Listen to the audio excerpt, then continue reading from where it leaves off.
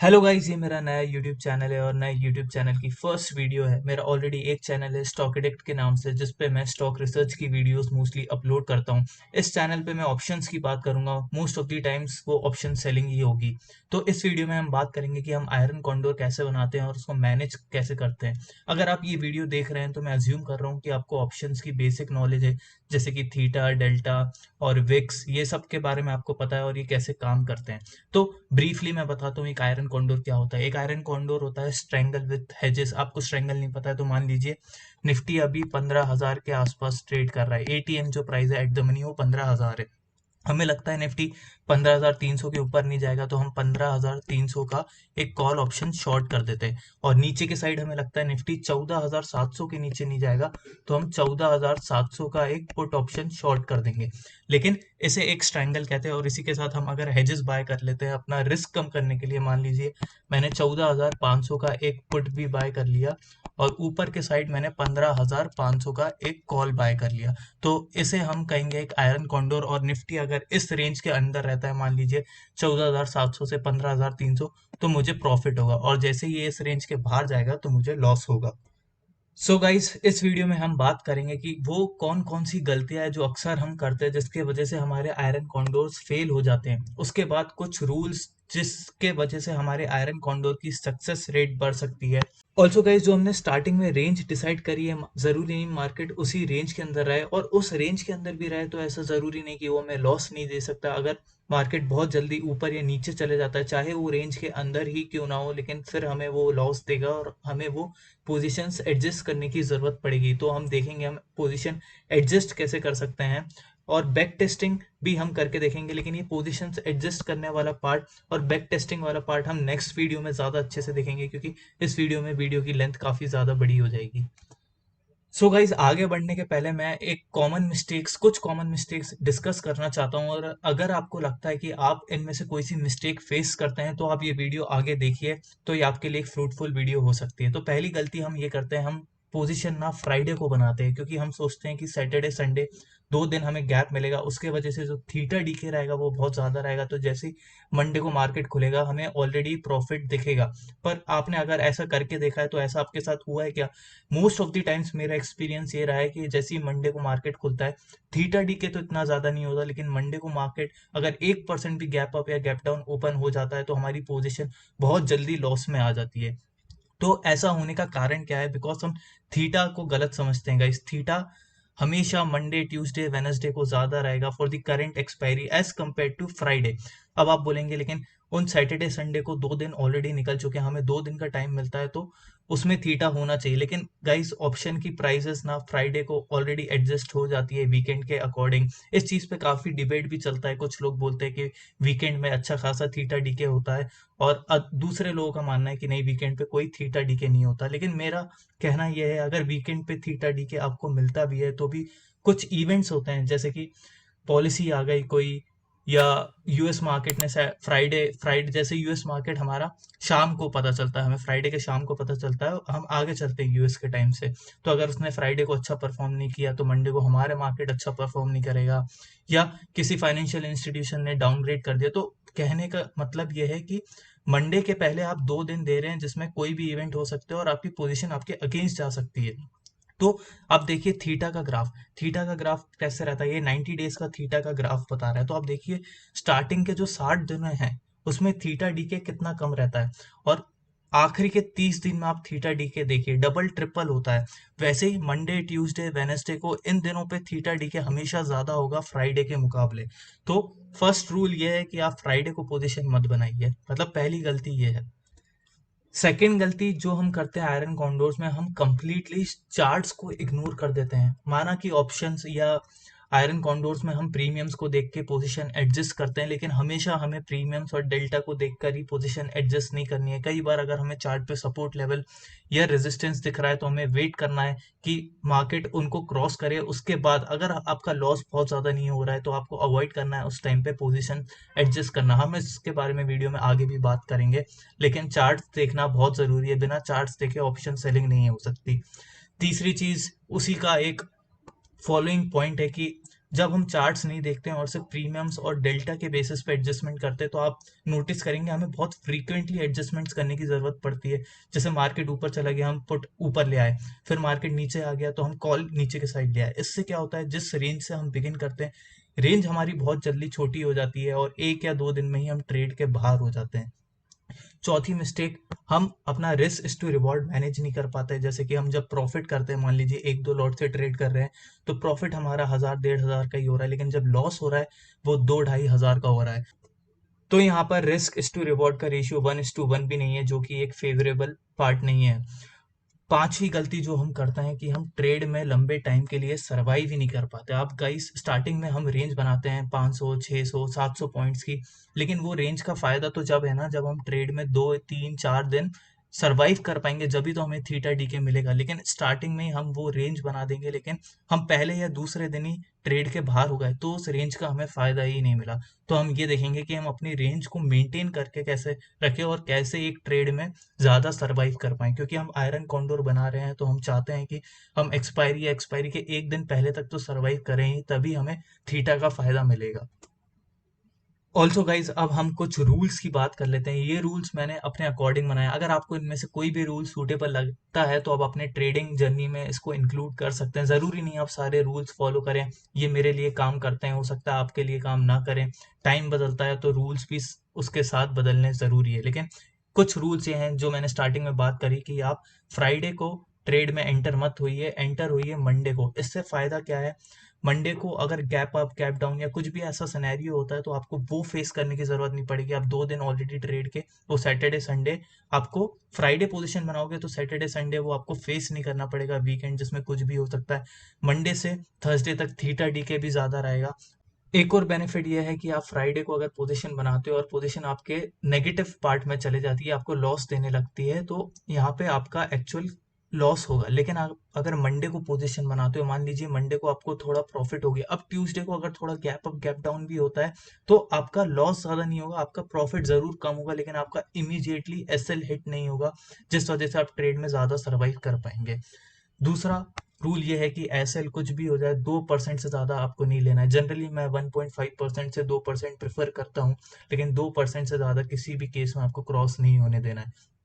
तीसरी चीज़ ये कि आप आयरन कॉन्डोर्स अवॉइड करिए जब तक, अगर विक्स 13 के नीचे है। 13 के ऊपर आप बना सकते हैं। अगर आपको विक्स के बारे में नहीं पता है तो आप प्लीज़ वीडियोस देखिए, ऑप्शन बेसिक्स पे काफ़ी सारी वीडियोस हैं यूट्यूब पे, और उसके बाद ही प्लीज़ आयरन कॉन्डोर्स या कोई दूसरी स्ट्रेटेजी को ट्रेड करिए। चौथा रूल ये है कि हमें जो प्रीमियम शॉर्ट करने हैं वो 20 से 30 रुपए के आसपास के होने चाहिए। ज़्यादा एट द मनी जाने जाने की ज़रूरत नहीं है, उससे रेंज कम होगी और आप बहुत बहुत ही जल्दी ट्रेड से बाहर होने के चांसेस बढ़ जाते हैं। आपको हेजेस बाय करना है जो कि 10 से 15 रुपए के आसपास के रहेंगे, या 200 पॉइंट्स अवे। जैसे आपने 15,500 का कॉल सेल किया है तो 15,700 का आप ट्राई करिए हेज बाय करने का। अब लालच में 4 या 5 रुपए वाले हेजेस बाय करना हमें नहीं करना है, उससे आपके लॉसेस काफ़ी ज़्यादा बढ़ जाएंगे। अगर मार्केट कोई फ्रीक्वेंट मूव दिखाता है या मार्केट कोई एक साइड पे ट्रेंडिंग होता है तो इससे हमारे लॉसेस बढ़ जाएंगे। और एक रूल ये है कि आप कोई भी ट्रेड लो उसकी आपको एक्सेल फाइल जरूर मेंटेन करनी है। हर ट्रेड का आपके पास रिकॉर्ड होना चाहिए, उसमें ब्रोकरेज का सेक्शन जरूर इंक्लूड करिए। बहुत सारे लोग ब्रोकरेज को काउंट ही नहीं करते हैं और 2-3 महीने के बाद उन्हें पता चलता है कि उनने थोड़े प्रॉफिट बनाए, लेकिन ब्रोकरेज की वजह से उनका नेट एकदम ब्रेक इवन रहा या लॉस में रहा हुआ एक्चुअली। सो गाइज, अब हम देखते हैं कि हमें एक पोजीशन कैसे बनानी है आयरन कॉन्डोर की। तो आज संडे का दिन है, ये निफ्टी का चार्ट 17 जून 2022 तक का है। तो जैसे ही मैं ये चार्ट देख रहा हूँ मुझे दिख रहा है कि निफ्टी ने अपना एक क्रूशियल सपोर्ट अभी अभी ब्रेक किया है, जो था 15,400 के अराउंड। अब नेक्स्ट सपोर्ट जो निफ्टी का मुझे लगता है, वो एक सपोर्ट मुझे 15,000 पर लगता है, लेकिन अभी निफ्टी का करंट लेवल 15,300 है, जो कि बहुत पास में हो जाएगा 15,000। तो एक सपोर्ट मैं ये मार्क कर देता हूँ निफ्टी के लिए 15,000। इसको मैं ग्रीन कलर का कर देता हूँ जिससे हमें याद रहेगा ये एक सपोर्ट जोन है। उसके बाद 15,000 के बाद हमें नेक्स्ट सपोर्ट जो निफ्टी के लिए दिखता है वो 14,000, लेट्स से 600 के आसपास दिखता है। अब देखिए, तो सेफ्टी के लिए चलो मैं 14,501 मार्क कर देता हूँ लेवल। ऊपर के साइड अगर निफ्टी बाय चांसेस 15,400 का लेवल ब्रेक करता है तो नेक्स्ट रेजिस्टेंस जो निफ्टी फेस कर सकता है वो है ये 15,800 का लेवल। तो इसको भी मैं मार्क कर देता हूँ और रेड कलर का कर देता हूँ क्योंकि ये एक रेजिस्टेंस लेवल है। तो हमने चार्ट एनालाइज किया और हमने एक रेंज देखी जहां पे निफ्टी ट्रेड कर सकता है। अभी निफ्टी 15,300 पे है, तो हम ऊपर के साइड थोड़ा श्योर हैं कि 15,800 निफ्टी के लिए क्रॉस करना इतना आसान नहीं है। 15,400 पे भी एक रेजिस्टेंस फेस कर सकता है, लेकिन वो अभी करंट लेवल से बहुत पास में है। वैसे ही नीचे के साइड 15,000 का सपोर्ट निफ्टी के लिए है। अगर निफ्टी वो ब्रेक करता है तो हम एक्सपेक्ट करते हैं कि 14,500 के लेवल पे वो थोड़ा टिकेगा। तो इस बेसिस पे हम एक आयरन कॉन्डोर कैसे बनाए, आइए देखते हैं। सो गाइज हम एक बार ऑब्स्ट्रा पे पोजीशन बना के देखते हैं। यहाँ पे मैंने एक्सपायरी सेलेक्ट कर ली है 23 जून की निफ्टी ऑप्शंस। अब हमें ऊपर के साइड क्या 15,800 का कॉल ऑप्शन हमारी अपर रेंज है, तो हम एक बार, या तो आप डायरेक्टली यहाँ पे एंटर कर सकते हैं 15,800 का कॉल और उसकी प्राइस देख सकते हैं, लेकिन मैं प्रेफर करता हूँ ऑप्शन चेन यूज करना। हमने 23 जून 2022 की ऑप्शन चेन ओपन कर ली है। अब यहाँ पे नीचे के साइड में देखता हूँ 14,500 के पुट का क्या प्रीमियम है, 23 से 24 रुपए। मैंने स्टार्टिंग में बोला था 20 से 30 रुपए के प्रीमियम टारगेट करना है, तो ठीक है, हम 14,500 का प्रीमियम सेल करने का सोच सकते हैं। तो यहाँ पे मैं दो लॉट से आपको बताता हूँ। ये मैंने पुट किया 14,500 का सेल, ऊपर के साइड 15,800 का प्रीमियम है 24 रुपए, तो ये भी ठीक है, प्रीमियम्स मैच हो रहे हैं हमारी रेंज के साथ, तो मैंने ये भी कर दिया सेल। अब 200 पॉइंट दूर का मैं बाय कर लूंगा, 15,800 से 200 पॉइंट दूर 16,000, जो कि 8 साढ़े 8 रुपए का है। ये गलती से मुझसे सेल हो गया, इसको मैं बाय करता हूँ। ये मैंने 16,000 के प्रीमियम बाय कर लिए। वैसे ही पुट 14,500 का है, तो 14,300 के हमें बाय करने पड़ेंगे, जो कि 13 रुपए का है। तो मैंने 14,300 का दो पुट बाय कर लिया। अब आइए हम देखते हैं हमारा पे ऑफ किस तरीके का बन रहा है। तो ये देखिए, ये एक आयरन कॉन्डोर इस तरीके का लगता है। यहाँ पे हमारा मैक्स प्रॉफिट 2590 का दिखा रहा है, प्रोबेबिलिटी ऑफ प्रॉफिट 80%, लेकिन जो मैक्स लॉस है 17,410। लेकिन वो मैक्स लॉस कब आएगा, जब हम कोई भी एडजस्टमेंट नहीं करते और सिंपल मार्केट, जैसे मान लीजिए नीचे के साइड आप देखिए 5% की रेंज है हमारे पास, अगर हम 5% तक कोई एडजस्टमेंट नहीं करते हैं और उसके बाद भी मार्केट नीचे गिरता है, एक्सपायरी डे आ जाता है, तब ये लॉस आएगा, लेकिन हम ऐसा नहीं होने देंगे। अब गाइस आपके मन में ये बात जरूर आएगी, जब हमें प्रीमियम्स 20 से 25 या 30 रुपए के ही टारगेट करने, तो हमने पहले रेंज क्यों बनाई और वो रेंज वाले प्रीमियम्स ही क्यों सेल करें। हम डायरेक्ट ऑप्शन चेन में आ सकते थे और 25 से 30 रुपए के प्रीमियम शॉर्ट कर सकते थे, उनसे 200 पॉइंट दूर के बाय कर सकते थे। लेकिन गाइस ये रेंज ही हमें फर्दर ट्रेड में सर्वाइव करने का कॉन्फिडेंस देगी। मार्केट जनरली जब भी रिवर्स करता है अपने रेजिस्टेंस या सपोर्ट जोन से ही बड़ा मूव दिखाता है। तो मान लीजिए, उसके पहले मैं आपको एक चीज ये बता देता हूँ, ये ब्लू लाइन के बारे में। अब देखिए, आपने ये पोजीशन बनाई है मंडे को।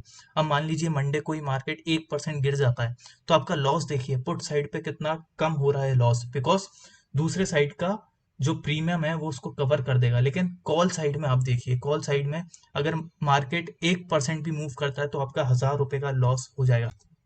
1,000 रुपए मतलब आपका दो लॉट में 81,000 का प्रीमियम लगा है, मतलब 1% से ज्यादा, 1.5% अप्रोक्स आपका लॉस हो जाएगा। तो मुझे कॉल साइड में डर लग रहा है, पुट साइड में इतना डर नहीं है, क्योंकि ये ब्लू लाइन काफी फ्लैट है। तो मैं इस पोजीशन को और कैसे इंप्रूव कर सकता हूँ। अब मैंने कॉल साइड में हेजेस बाय किए हैं, आप देखिए 16,000 के, और उसके लिए मैंने प्रीमियम 8 रुपए का पे किया है, जबकि मुझे 15,800 से 24 रुपए का प्रीमियम मिलेगा। तो मैं क्या ये प्रीमियम बढ़ा के अपनी रेंज या अपना जो M2M है उसको और सिक्योर कर सकता हूँ। तो मैं एक काम करता हूँ, 16,000 कॉल की जगह 15,950 का कॉल बाय कर देखता हूँ। उसका प्रीमियम देखिए आप 10.8 रुपीज है, लेकिन आप ये ब्लू लाइन देखिएगा, ये देखिए ब्लू लाइन थोड़ी फ्लैट हो गई। अब देखिए मार्केट अगर 1% बढ़ रहा है तो मुझे सिर्फ 400 रुपए का नुकसान हो रहा है। अगर आपको ये भी नहीं चाहिए, चलिए मैं एक बार आपको 15,900 का प्रीमियम करके बताता हूँ, उसके बाद भी आप देखिए प्रॉफिटेबल ही रहेंगे, आपकी रेंज काफी सिक्योर रहेगी। मैंने 15,900 का प्रीमियम बाय कर लिया। अब देखिए अब ब्लू लाइन कितनी ज्यादा फ्लैट हो गई। तो आप इसी तरीके से ट्रेड में इनिशियली बहुत अच्छे से सरवाइव कर पाएंगे। आपने ब्लू लाइन को फ्लैट कर दिया है। अभी भी आपका जो मैक्स प्रॉफिट है वो 2,000 है। हाँ, मैक्स प्रॉफिट जरूर इनिशियल पीरियड से कम हो जाएगा, बिकॉज आपने प्रीमियम ज्यादा पे किए हैं, लेकिन ये 2,000 रुपए भी 71,000 की कैपिटल पे ऑलमोस्ट 2.5% हो गया। और गाइस हमें तो बस 2% चाहिए। अगर 2% हमें ये वेनेसडे को ही मिल जाएगा, वेनेसडे आफ्टरनून को मिल जाएगा, तो हम थर्सडे तक ट्रेड में जाएंगे ही नहीं है। या अगर थर्सडे मॉर्निंग को मिल जाता है तो हम थर्सडे आफ्टरनून में नहीं जाएंगे, क्योंकि हमें गामा से पंगा नहीं लेना है। थर्सडे आफ्टरनून में हो सकता है आपके ये जो प्रीमियम है, जो आपने सेल किए हैं 20-20 30-30 रुपए, अगर मार्केट में थोड़ा सा भी फ्रीक्वेंट मूव आता है या जल्दी से कोई बड़ी कैंडल बनती है तो कोई देर नहीं लगेगी 20 रुपए को 10 रुपए को 40 होने में। इसलिए हमें थर्सडे आफ्टरनून तो अवॉइड ही करना है। अब गाइस आप बोलेंगे ये रूल्स के साथ बैक टेस्टिंग का क्या रिजल्ट है, तो इस वीडियो में हम बैक टेस्टिंग की बात नहीं करेंगे। मैं एक और नेक्स्ट वीडियो अपलोड करूंगा जिसमें हम एक दो सिनेरियोज लेंगे ट्रेंडिंग मार्केट के या साइडवेज मार्केट के या वी शेप मार्केट के, और उसमें हम चेक करेंगे ये रूल्स के साथ ये ट्रेड कैसे काम करती है। तो गाइस अगर आपको ये वीडियो पसंद आई हो तो प्लीज़ लाइक करना ना भूलिए और सब्सक्राइब करिए, इससे मेरे चैनल को काफ़ी हेल्प मिलेगी क्योंकि ये इनिशियल पीरियड है, आपका सपोर्ट बहुत मैटर करता है। So guys bye and thank you.